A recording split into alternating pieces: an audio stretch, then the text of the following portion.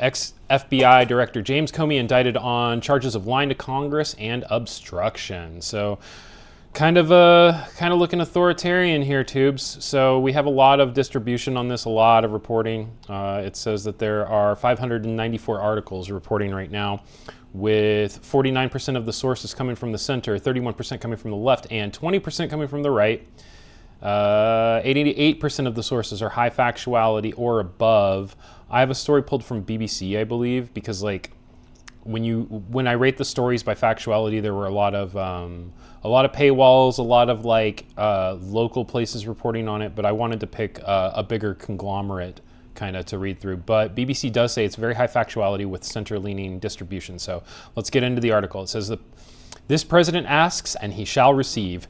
Less than a week after Donald Trump fired off on Truth Social posts specifically calling for a handful of his critics to be prosecuted, one of those targeted, former FBI Director James Comey, has been indicted.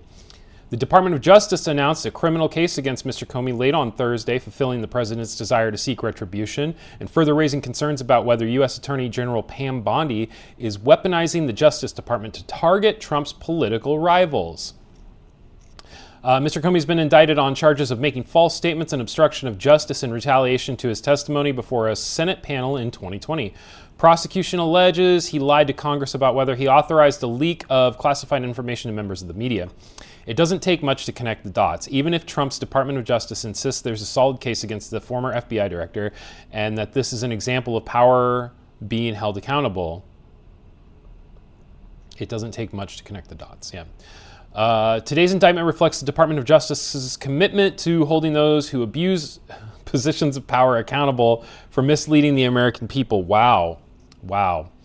I want anybody who's watching this to know, like, from a definitive standpoint, my position on any of this is that both sides are lying to you. So if you see me reporting on a story and it seems like I'm against Trump, well, I am. But I was also against Biden too. Politicians are lying to you, okay? One side isn't better than the other. Trump didn't come and drain the swamp. Look at the people that he has running his shit, man. Look, Stephen Miller is one of the most detestful human beings on the face of the planet. That being said, her assertions aside, if there had been anything left of the once strong firewall between the department and the White House, long considered sacrosanct by presidents of both parties, it is now gone. Lori Levinson, a former federal prosecutor and law professor at Loyola Marymount University, told BBC News that the firewall had completely collapsed with this case. This is unprecedented, to have the president basically direct his people to indict a specific individual because he's angry at that person, Ms. Levinson said, referring to Mr. Comey. Last week, Trump took to his Truth Social platform and urged Bondi to bring charges against his political foes. He complained that the Justice Department was slow to charge Mr. Comey, Democrat and California Senator Adam Schiff, and New York Attorney General Letitia James, vocal critics who have long been in Trump's crosshairs. Ms. Levinson said Trump has gone further than former President Richard Nixon, who famously assembled an enemies list by replacing prosecutors who have resisted his retribution agenda with ones who are willing to execute it. Days after the U.S. Attorney for the Eastern District of Virginia, Eric Seibert, resigned over fears he would be fired for failing to prosecute James for alleged mortgage fraud, Trump appointed a White House aide to do the role. Lindsey Halligan, one of Trump's former personal lawyers, who has no experience as a federal prosecutor, swiftly brought the Mr. Comey case to a grand jury, which agreed there was enough evidence to prosecute.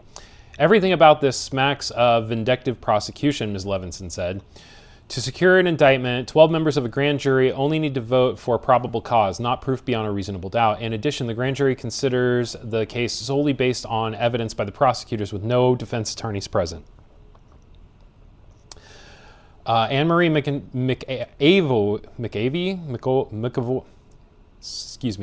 Anne-Marie McAvoy, a legal expert at Columbia University, professor, notes that prosecutors may have testimony documentary evidence to support their case against Mr. Comey.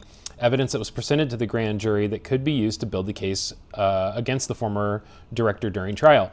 There have been questions all along as to whether he was being honest when he said he didn't leak information, she said. And you know, if there are others who are willing to come forward and say, yes, I got this information from James Comey, then potentially they certainly have a case. In a short statement provided to the media, Mr. Comey's attorneys say that he denies the charges and that he looks forward to vindication in the courtroom. If this case does in fact go to trial, it is poised to unearth a long-buried drama from the Russian election meddling investigation of Trump's first term, even though the pre-jury and obstruction charges are quite tangible and small bore. Trump and his supporters are already threatening the prosecution of Mr. Comey as an avenue to undermine the credibility of the entire Russia investigation. While that probe found ample evidence of attempts to meddle in the 2016 presidential election, it produced no concrete evidence tying Trump directly to those efforts. Kash Patel, Trump's FBI director, called the investigation a disgraceful chapter in history in a post on X after the indictment was announced. He accused what he said was the previous corrupt leadership of weaponizing the Bureau's investigatory power.